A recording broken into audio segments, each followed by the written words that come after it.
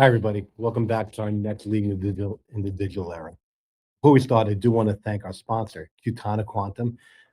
Nate from Qtonic Quantum is a guest today. He's been fantastic in this opportunity, and I'm really appreciative of them sponsoring our show today. So let's get started. I'm always nervous when I do these shows. This one made me a little bit more. I heard a phrase on a podcast recently. If you're not thinking about state adversaries stealing your data right now, you're already behind. I don't think there's enough conversation around quantum and the impact of cyber it will have. The threat's not like quantum computing will break encryption someday. The threat is that the sensitive data, encrypted data that's being captured today, stored, and potentially decrypted later. That means post-quantum cybersecurity is not a future technology issue. It's an enterprise risk, governance, resilience, and a right now problem. So today we're going to talk about maybe some more. We'll get through it all, hopefully. But what's the risk? What should leaders do now? And my biggest question, especially with AI and everything else we can't together, everything else we talk about now, how should leaders determine the right strategic priority between cloud, AI, quantum initiatives, and all three are competing for budget, talent, executive attention? This is a real big problem. And joining me today, we have a couple of great people who can speak to this topic and hopefully give us a jump start on where we're going. So first, I'd like to bring to the show Sarah Ritchie. Sarah is a IT risk, information security, and cybersecurity, business resilience, operational risk, and third-party risk executive. She brings enterprise risk and board-level lens that is critical when discussing post-quantum cybersecurity. Welcome, Sarah. Thank you so much, Robert. Really appreciate that introduction. My pleasure. Nate Adler, the author of the Quantum Almanac, 2026 to 2027, and co-founder and chief innovation officer of Qtonic Quantum Corp. He brings a deep focus on quantum risk, cryptography, readiness, and how leaders should prepare. Welcome, Nate. Thank you, Robert. Good to be here. Hey, Sarah. Hi, how are you, Nate? Good. Well, I'm really looking forward to I don't know how many parts we've talked about this, but the continuing conversation we're having, and we'll get going from where we are here now. And I'd like to start real simple, right? And Nate, if you don't mind, if we could start with you. Why should businesses, technology leaders be paying attention to post-quantum cybersecurity right now, even with quantum potentially, depending on how you count days, far away? Well, all we have to do is go back 2 years ago. And 2 years ago, we heard an amazing thing. In the end of 2024, we heard Google talking about their quantum willow chip. And what they said was fascinating and something that people really missed or just didn't believe. But when announcing the introduction of the quantum willow chip, Google said, our quantum chip is so fast, it's so powerful, it can calculate a mathematical equation that would take the world's most powerful and biggest supercomputers, the entire age of the universe, meaning from the Big Bang until today, and that the quantum Google Willow chip could do that same equation in 5 minutes. That's a pretty incredible thing to say. Like, even if it was 5 weeks or 5 months versus the entire age of the universe. But if you believe even 5 months, not 5 minutes, but Google said 5 minutes, all of the encryption protecting our data at the Fortune 1000 level, at the federal government level, at the state government level, for the military, who announced this past weekend that F-35s are going to become post-quantum ready, it is in big trouble. Because at that speed, the ability to decrypt the most important secrets is easy. Think about the scale of that math. So that's why everybody should care. Yeah, and also to add to that, they used to think that these quantum, or rather cryptographically, it's a tongue twister, relevant computers are coming, say, in 2030, 2035, etc. But, the Willow chip, for instance, and then the JVG algorithm as well, they are able to break these big keys already very quickly. So what used to take 1,000,000 qubits is now in 5,000 qubits. Now, we won't go into the tech part of it, but really it's going to take much less effort to break those keys. And I think The biggest risk here is with the public key encryption, and again with the TLS handshake as well. So all of the infrastructure that we currently have based on RSA and ECC in the cryptography, it's all at risk. And in the meantime, while we are still thinking about quantum, hey, it's in 2030, 2035, everybody globally needs to be quantum ready, etc. The NIST standards are out already, right?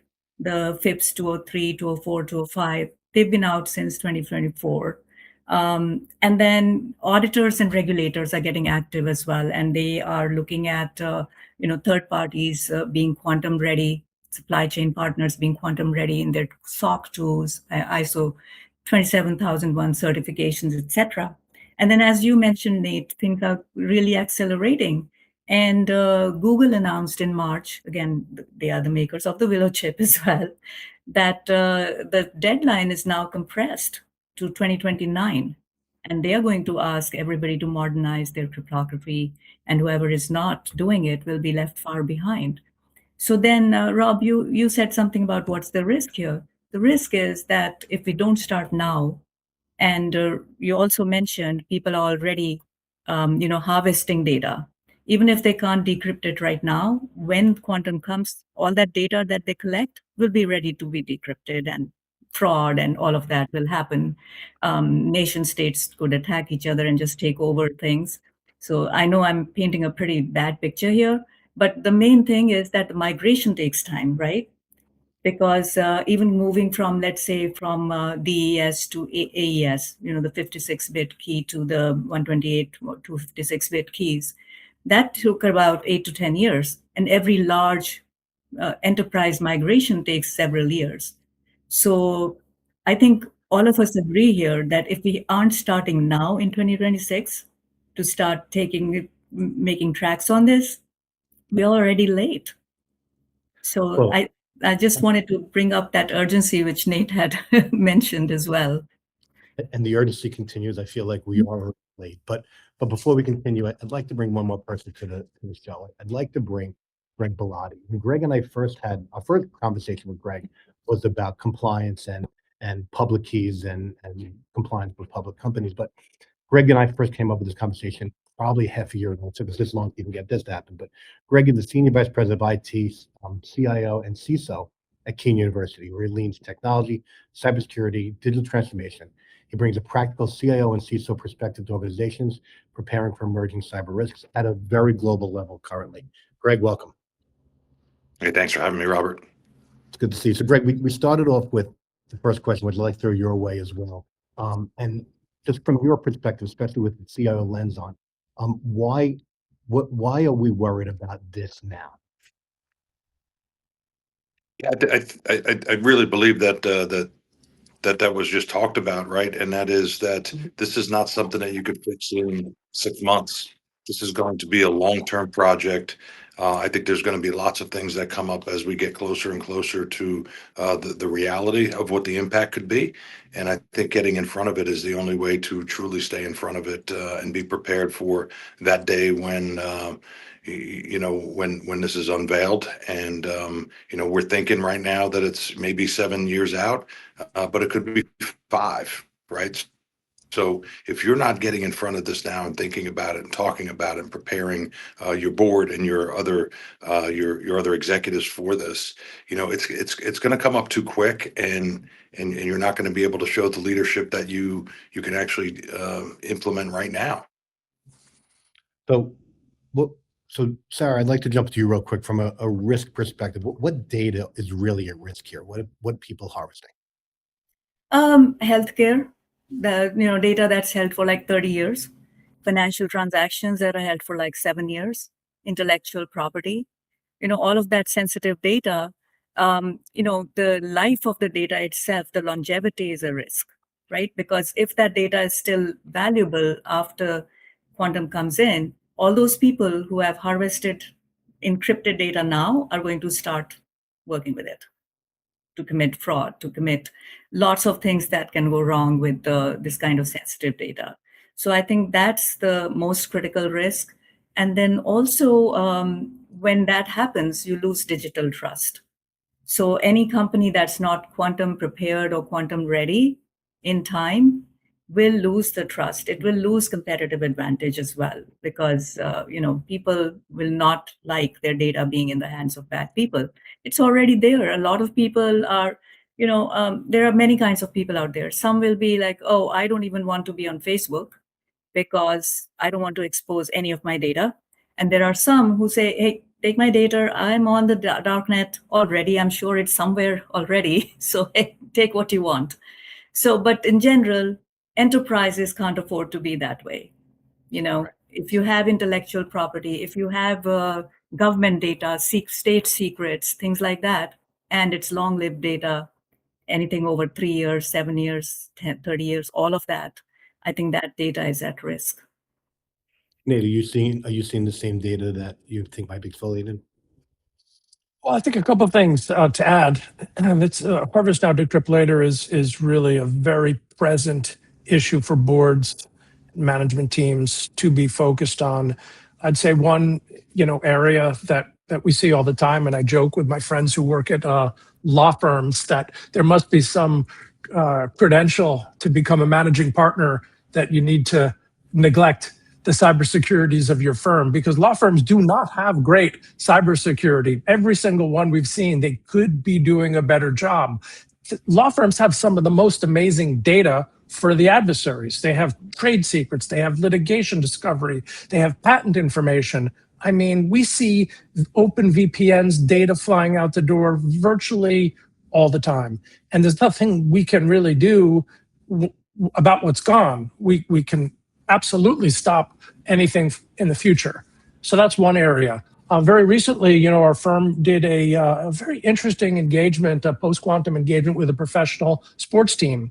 And we were thinking about a lot of ways that we could find vulnerabilities. What we didn't expect was Harvest Now Decrypt Later vulnerabilities of all the player biometrics that get sent over fiber optics. Now, the agents of the players, I'm sure wouldn't like that. The players wouldn't like that. The league has to think about whether this is an issue for all players.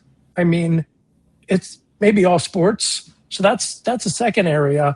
I would say a third area, I would just point out, when we were in between administrations between Biden and Trump, actually I wrote a letter, an open letter to both administrations, and then wrote a piece in Forbes as well, that the Chinese cyber military, the Salt Typhoon, is completely infiltrated our telecommunications system and are taking encrypted telecommunications calls now, and they're being warehoused somewhere in China. And it's become very easy through using large language models, advanced AI, to eventually decrypt those communications. And all those things, should be terrifying to those listening, and it needs to be dealt with now. Exactly. So, Greg, do you see different data being potentially harvested? And with that, Greg, if you wouldn't mind segmenting into how are you making your board and the executives you see or your peers see communicate this? So I think that, just dovetailing off of what was just mentioned, right, about the the issues with handle, right, and we talk about what is all of the data that could come out that could potentially be disturbing to people. But in education, when we talk about just applications, we saw what happened with NYU. I guess about 40 years of applicant data was just released. But we talk about in the future, when you have all of the information about every applicant that's available, and then you have obviously testing. But when you really talk about a nitty gritty about research data, I mean, that could be crippling to organizations, as well as I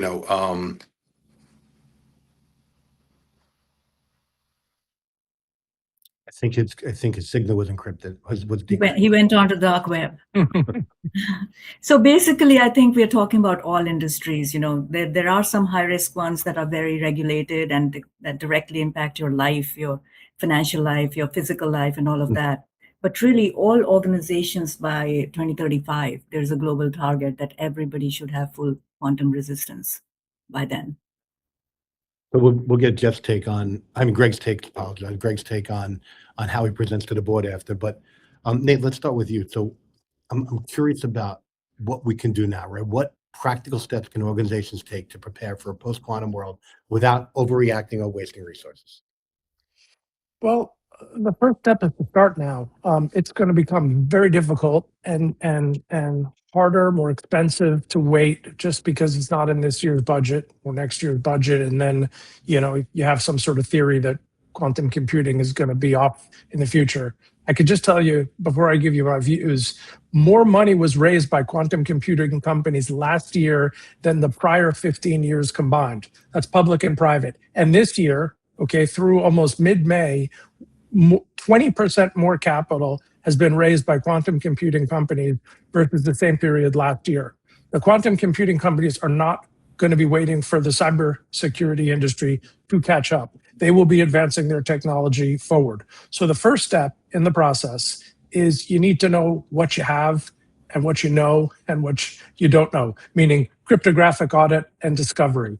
And it's critical. I'd say most Fortune 1000 companies we deal with are about 70% knowledgeable. The other 30% needs some help.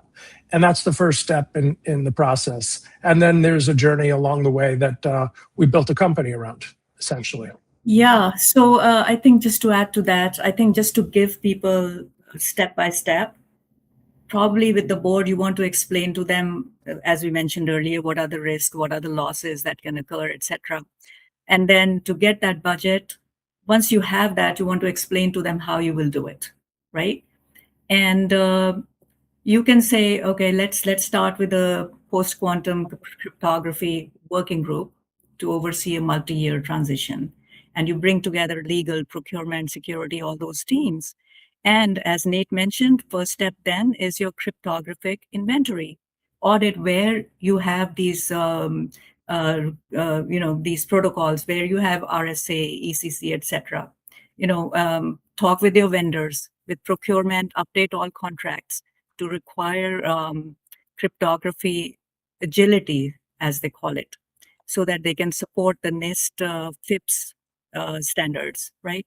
And then you want to pilot hybrid encryption because you don't want to go straight to PQC, right? Because firstly, you don't know how it works. A lot of applications may break, etc. So you go hybrid. You add the classical protocol, the X25519, and your FIPS 203, and go in a hybrid format. And then, make sure that external facing connections are migrated first. Do like a risk assessment. Prioritize what you're going to move to quantum, post-quantum cryptography, etc. And then that's your journey. As Nate mentioned, it is a journey. And to get to quantum safe, it will take time, it will take effort, it will take budget. And the reason, Rob, we were talking earlier, everybody's talking about AI because it's in the hands of everybody. Every grandma is using ChatGPT. But when you talk about quantum, it's more of an infrastructure conversation, right? Those big football field size data centers that are being built, they are somewhere in the Midwest sometimes. People are kind of like, what is this coming up? But it's not all out there in the news until it comes out. And suddenly, bam, you have quantum computers and they can do a lot of stuff that we didn't think was possible so soon. So, to take these few steps. And basically, another thing I could say is, some of our encryption, like AES 128, get rid of that. At least go to 256, increase the length of the keys. Again, you will still need to have the TLS 1.3 handshake, right? Because it's not going to work on its own. And audit your supply chain. Make sure your cloud and VPN providers for have quantum readiness roadmaps at least. When are they getting when are they getting capable to be able to support you as well? So it's a whole ecosystem that has to work together. We have a show, Digital Dialogue, that I think I'd like to unpack that at some point, and talk about the difference between 128 and 256 something. We have a quick question here, and then I want to get back to Greg. What sense of urgency, call to action? Oh, Derek, thank you. Would you have for those businesses who have been slow to adopt AI tools securely around the data in 2026, and how are you asking them about quantum cyber resilience readiness? And Greg, I'll throw this question back to you because we can tie back to continuing conversation around this and how you're updating your board. Yeah, sure. So sorry I got disconnected. Yeah, but just updating the board, I think first step is you got to know who your board is, you got to know who your management team is and what they're able to digest, because you need to create the narrative that they can understand, and it's got to be very clear and it's got to be very direct. This is not something that you can go into and say we'll figure it out once we get there. This will take a lot of planning, as Sarah and Nate said, and you need to have a really, really good plan. And I think that as we talked about our plan, the plan that we're putting in place is something that we're going to ask the board to approve, so that this, regardless whether I'm here or not in the role, this can continue. Because I think this is going to be something that needs to have some survivability built into the plan. And it's got to have buy-in, because as Sarah mentioned, it's going to take some budget. It's going to take a lot of resource time, and there's got to be some diligence and some dedication to the overall plan. But communicating the message, I just think that everything's at risk. In higher ed, we had an amazing event that happened over the last 2 weeks. If any of your kids or folks that use Canvas, Canvas was breached, and it basically took down a tool that services almost 9,000 educational institutions, all of the Ivies, right? And people, all of a sudden, it became real that, wow, this can really happen. Now, you just magnify that exponentially to what can happen when we get into the post-quantum world. And I think that those are the messages. So we have to use current events, tie it to impact. I think doing really good impact assessments internal, but I don't think that the board wants to hear about that. I think the board wants to understand at the macro level what the impact could be and how we're going to drive the solution, and what that timing looks like. Greg, thank you. I'm going to throw a question we didn't do prior to this, because I just want your opinion on something, all of you. And I'll set up by saying that everyone's busy, right? If you're not working 120% of utilization at your organizations, then they'll probably replace you. And there's, the book, The Singularity is Near, talks about the rapid change growth of technology. But I have a friend who's a CISO in an organization, regardless of the size, and he says, quantum's not my problem, I'm going to rely on my vendors. Now we're talking about updating boards, we're talking about what we need to do readiness, but I'd like to hear from each of you how that resonates with you in and out of your organizations and what you're seeing as trending. Is it your problem or is it your vendors? And Nate, I'm going to throw you under the bus to start this off with, especially being a vendor, unless you're frozen. Yeah, he's good. Yeah, okay, I'll do it then. Yeah, I think whoever your friend said that they're not worried about it, that's just a way of saying that I'm working on it through my vendors. I may not be doing something right now about it, but he started working on it because the vendors, a lot of the apps that we do have in our environment are through vendors. He may have a VPN vendor, he may have a cloud vendor, he may have all kinds of vendors that need to have post-quantum cryptography in the deadline. So what he's doing is he is asking them the questions. All right. So he's asking them, have you done your inventory of where you're using what algorithms? And you know how with third-party risk, with supply chain resilience, what we have started asking vendors for is an SBOM.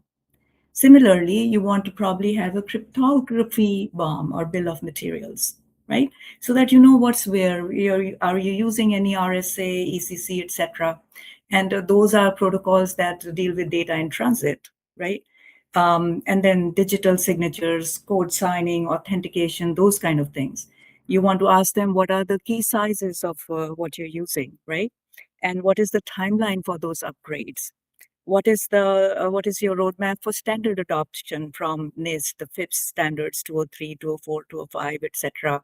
So compliance with those. Are you doing hybrid implementation, right? And that whole question about cryptographic agility, which really means that you're able to, that brings up that resilience question also, which the regulators are looking for, because are you able to swap your encryption algorithms, instead of having them hard coded without having to rewrite all your code for hardware and software? So all of these things, do you have a modular architecture? How do you update your cryptographic libraries? What is the data lifespan or longevity of the data you're processing for us? And what else, Data lifespan. the risk. What about your upstream providers? What are they doing? Because all these highly regulated industries like financials, they are being asked those questions as well. So your friend is actually working on it without saying that I'm worried about it. So put up a good comment, and Nate, if you're back, I'd like your thought. Yeah. All right. He says vendors are looking out for themselves. So how do you take that approach on what my friend had said about relying on his vendors to do this? I mean, it reminds me of a metaphor, of asking your vendors to handle, post quantum is like asking your tenants to fix the foundation. They'll patch their own walls, but the building is still yours. I mean, the short answer is, the regulators, the threat model, your contracts, all puts accountability on you as the CISO, not them. And the data harvested today gets decrypted later. Your vendors don't own that risk. You do.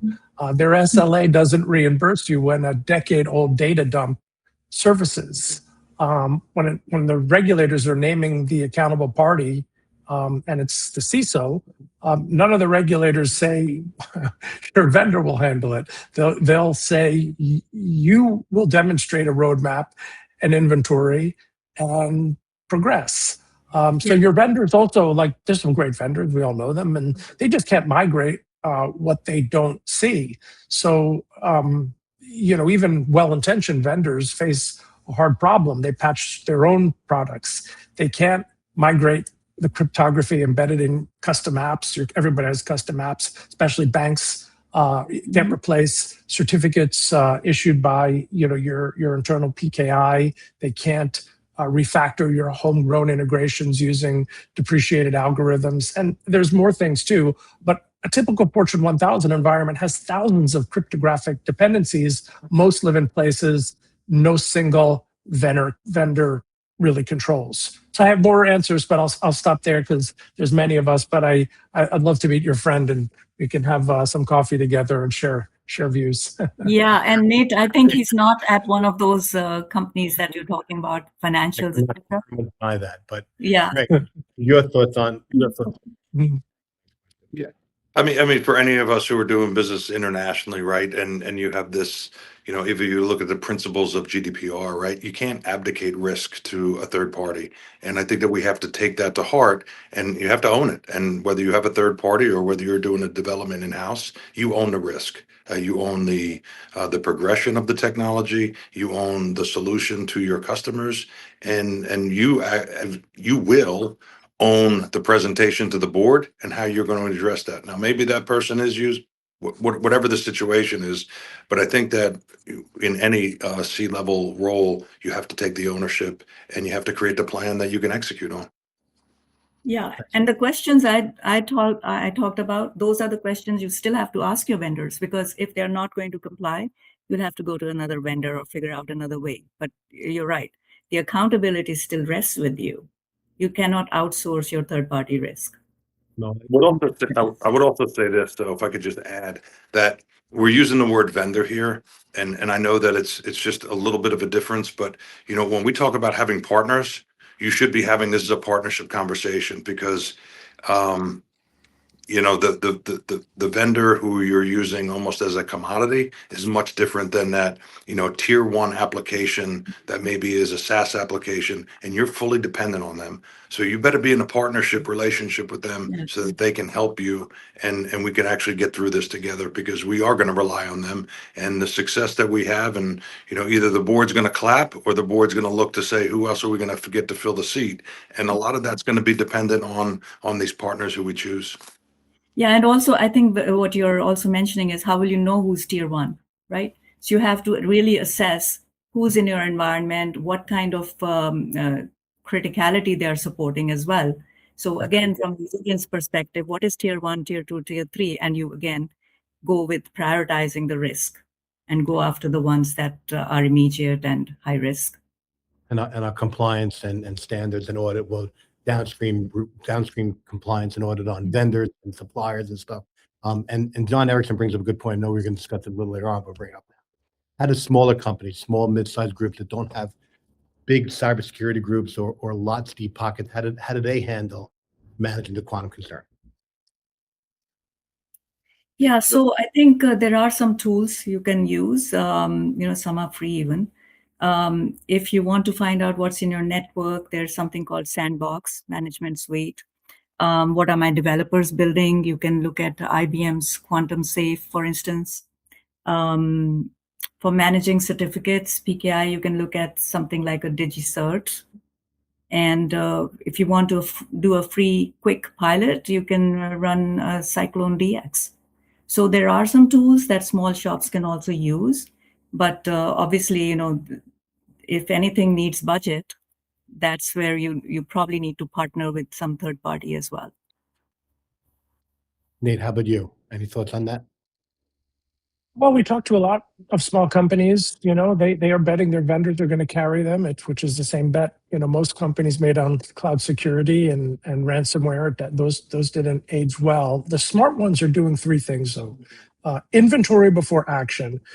You can't migrate what you can't see. So a lightweight CBOM beats 1,000-page strategy document. So that's number one. Two, I would say triage by data shelf life.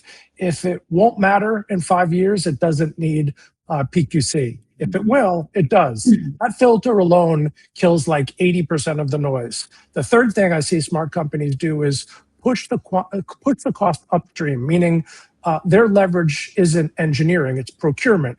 Every renewal becomes a PQC question. Vendors who can't answer get replaced by ones who can. So I would say, like, of the small companies, the ones doing nothing or calling it a Fortune 500 problem, that's a comforting story until a regulator or an insurer or an acquirer asks the question. This reminds me of a quote. The best time, it's a Chinese quote, the best time to plant a tree was 20 years ago. The second best time is now. I think it's applicable to the small companies. I think it's applicable to everything we're doing right now. Greg, what are your thoughts on The great answers from Sarah and Nate, but I would just say that I'm a big fan of basics and fundamentals, and I think that going into this, if you don't have your fundamentals straight, this is really going to be something that might be insurmountable. So I think to Nate's point, if you don't know what you have and where it is, you're gonna have a really tough time protecting yourself. So even if you just use the CIS framework, but just go through and understand the basics of what's there and start to apply from that point out, and then apply it to your third party vendors. But I don't want to beat a dead horse, but I think that for me the fundamentals come into the play as the stakes get higher. So as the stakes get higher, and Greg, I'd like you to start off on this one. Does post-quantum readiness become part of your cyber insurance? Does it become vendor risk, board reporting, regulatory compliance, all the above? How are you handling the communication aspect of this? But we don't have it as part of our regular reporting yet because we've yet to fully codify what we're going to do and the timing, right? So when we come back into next fiscal year, we will start to report on that because this is I think it's going to be a 4-year plan, and we will start to report on where we are with that so that it becomes fresh in their mind as to what we're doing. And then also, from I think Sarah talked about budget, as you start to report on it, the more that they understand it, the more you're almost guaranteed that will be identified in the budget for the coming years. Yeah, and just to add real quick to that also is from a cybersecurity perspective, you won't have any KRIs or metrics to report right now, right? But from an enterprise risk perspective, what enterprise risk groups do is they also look at emerging risk, what's down the horizon 2, 3, 5, 10 years from now. They come up with the top 10, 12 risks for the enterprise, and quantum should be part of that conversation, so that it is in the board's mind, it is in the executive conversation. And they can be partnered with by cybersecurity people. And, there's an operational risk to this whole thing. You have DORA, you have Basel III, operational resilience requirements and things like that. New York DFS, they are looking for CBOMs for tier 1 and tier 2 systems, by third quarter of 2026. So, you know, we can't just sit there. We have to educate the board. We have to tell them from many angles, from an enterprise risk perspective, from an operational risk perspective. It's a change management journey. It's a change management risk that's going to happen, because you can't just rip and replace at the end of when you're ready to do something. And NSS, federal government is requiring you to be ready by January 1st, 27 or so. So this 2026 is a very critical year for starting to work on it, starting to come up with those roadmaps and get your inventory down, work with your third parties, and really figure out what's fair, what do I need to attack first, and what's the highest risk that I can bring up to my board and my executives, so that they understand what's at risk. Quantify some of the things, because they understand dollars, right? So that all of that thing, and as Greg said, some of that is foundational. You should be doing all of that anyway in all of your risk programs, whether it's cybersecurity or any other kind of risk. You always have qualitative and quantitative, judgmental, and other ways of presenting it to executives. But they understand, where's my risk? What's the impact? What's going to happen if I don't do it? That's just put it simply, instead of all that jargon that we have amongst ourselves, the AES and the X this and the FIPS this and that. They don't need to hear all of that. That's for us. Thanks, Sarah. Nate, any final thoughts on that topic? I mean, just specific to cybersecurity insurance, I can tell you that a very high percentage of our clients who have begun their post-quantum journey and have been able to show their insurance carriers that they have full cryptographic audit and discovery done, and that they're in the process of a migration, have been handsomely rewarded. In fact, in some cases, cybersecurity rates for our clients have fallen more than the cost of our engagement, because they've been able to prove to their carriers that as an enterprise, they have less risk today than they did a year ago. Why? Because they've engaged in-house expertise in the migration process of becoming post-quantum ready. They've made progress towards that goal, and they've dealt with the critical vulnerabilities already. So this has been a great transformation. I used to say, CFOs, all they ever do is say no to me. Now, actually, it's a friendly bunch, because they're seeing a return on capital. Yeah. That's really good, because cyber insurance, when all that ransomware started happening, people realized that they were paying out. Insurance companies started understanding that they were paying out on that ransomware attack, etc. So they became even more strict with their questionnaires. So ultimately, I'm going back to Greg's foundational strength as well, where your entire cybersecurity program has to show its maturity and its strength. And PQC is a part of it. And if you can show that you have shown your due diligence there, you're doing your red teaming, you're doing your due diligence with your third parties as well, definitely that would help with insurance as well. Thank you, Sarah. And we had a comment up here from Derek Butts. Derek, I appreciate your. Yes, Greg, I agree with the business must intentionally engage in changing the mindset to own and see the impact of enterprise quantum risk today. This will allow them to plan funding and resource requirements to develop the quantum cyber resilience strategy enabled roadmap already. Thanks for that support, Derek. Now I have a few more questions. I know we're running out of time a little bit, but I'd be remiss if I didn't ask this question. And what role will AI play, either in accelerating quantum risk, in helping organizations prepare for it? Where does AI fit into this equation? Greg, you want to kick us off on this one? Not really. Yeah. Look, I mean, look, what's AI? AI is a tool. It's certainly, it may be the greatest accelerator we've ever seen. So I'd kind of be silly if I didn't say it was going to accelerate things. But I also think that, it certainly has the ability to kind of create some unneeded noise as this is starting to flesh out. So we'll see where that is. But I certainly think it's not going to do anything. If anything, it will accelerate. Are you balancing efforts placed towards your AI enablement, your AI journey versus quantum in your organizations, or do you see it being balanced in organizations currently? I mean, we're not doing a whole lot, certainly in the university, even in the research area with quantum per se. I think that's, I think if there's anyone in my region who's doing anything, it's, I think it's a $700 million investment that Princeton's making, where they'll probably be doing the most amount of quantum research. But yeah, I think we're just, we're certainly sitting downstream and just trying to get our arms around the general utilization and functionality of AI, and where we can use that to be successful. And I think that just will, as soon as I think, it's almost like having a newborn. As soon as we kind of figure out AI, I think that's when quantum will start to hit people square in the face, and it'll be more, sleepless nights. Well, So I I hope think, we're in the face right now, but Sarah, have you?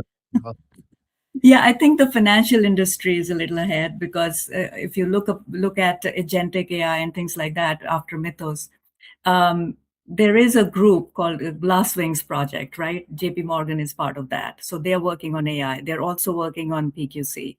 So the large financials are definitely working on all the things that will impact them because they have looked at it. They have regulatory impact. They have so much pressure from regulators. Always, the financial industry is sometimes leading in these areas because, firstly, the data is so critical. It can bring down the whole globe if their data, if they're not resilient, they're not working, etc. So I think financial industry is ahead on that a little bit. Healthcare might be also trying to get ahead on that. They're very big on AI though right now because they do a lot of work with the diagnosis and things like that using LLMs, etc. But maybe the focus is more on AI, but they will have to do quantum as well because their data is very long lived.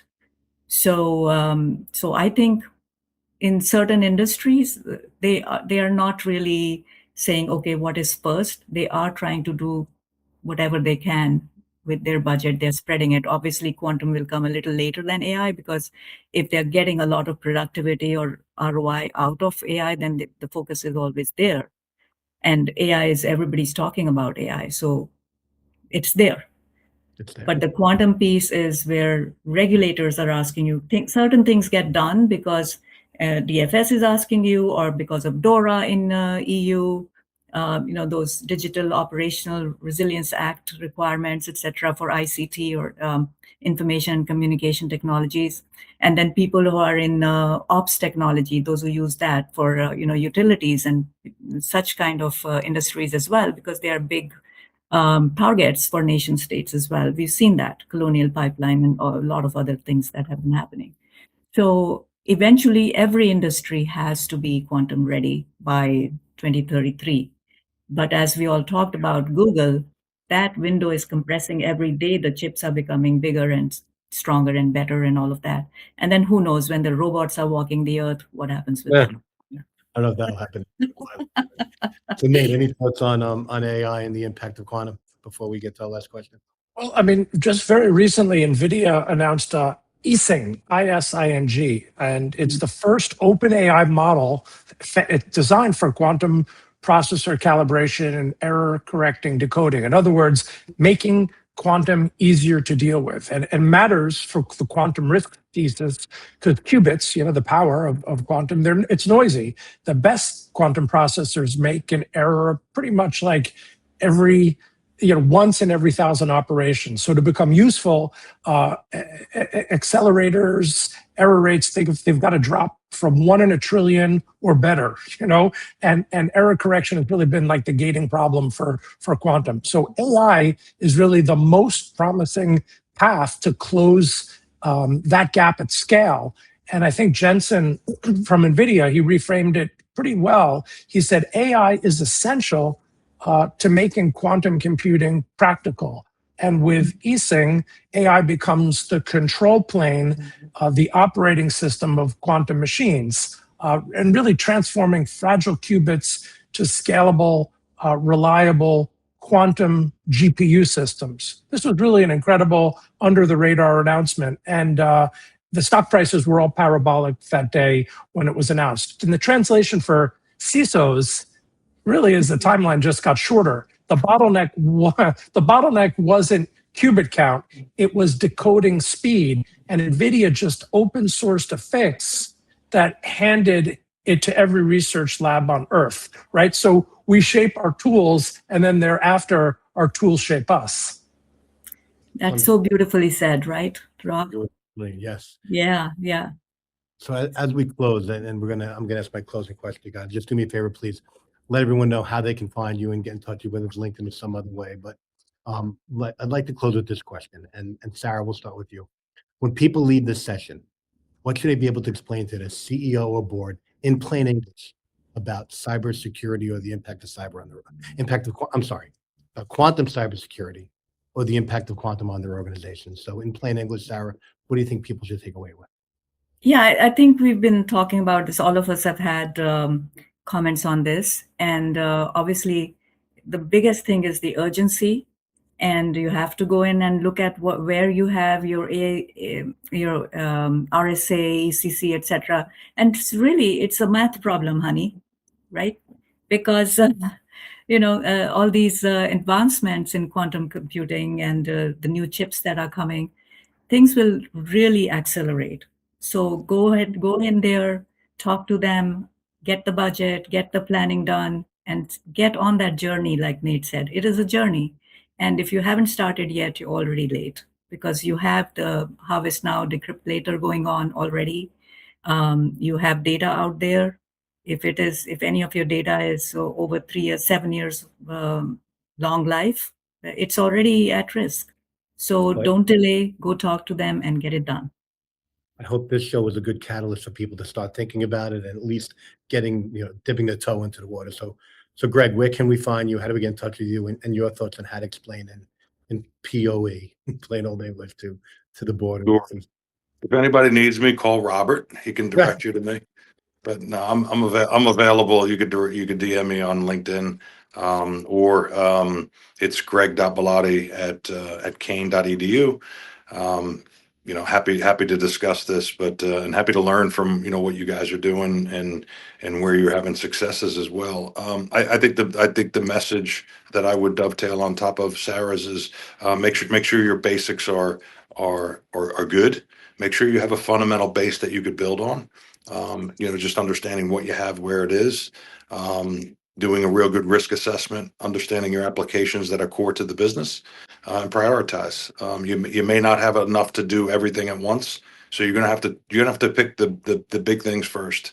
And then in plain old English, the board, that's the key. Understand your board, hit them with things that can resonate with them, and just really push that risk conversation and the impact that you can have to the enterprise.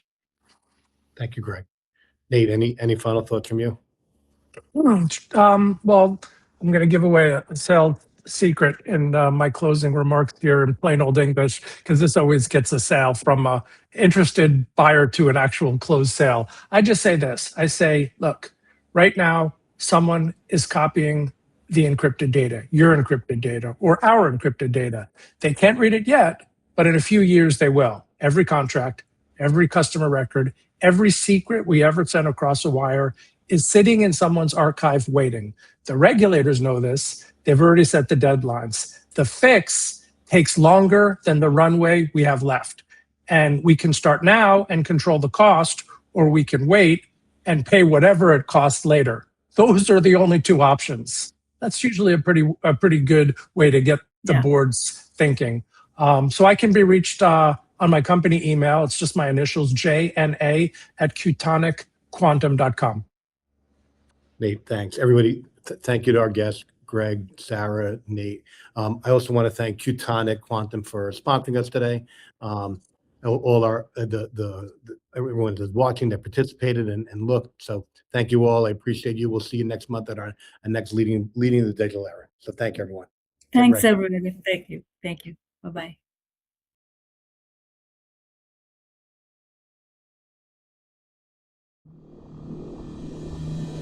Thanks for joining Leading in the Digital Era, presented by the Institute for Digital Transformation and hosted by Robert Field. Look for new episodes coming to a LinkedIn live session at noon on the second Tuesday of every month. Can't join Robert for the live session? You can catch the replay anytime on our YouTube channel.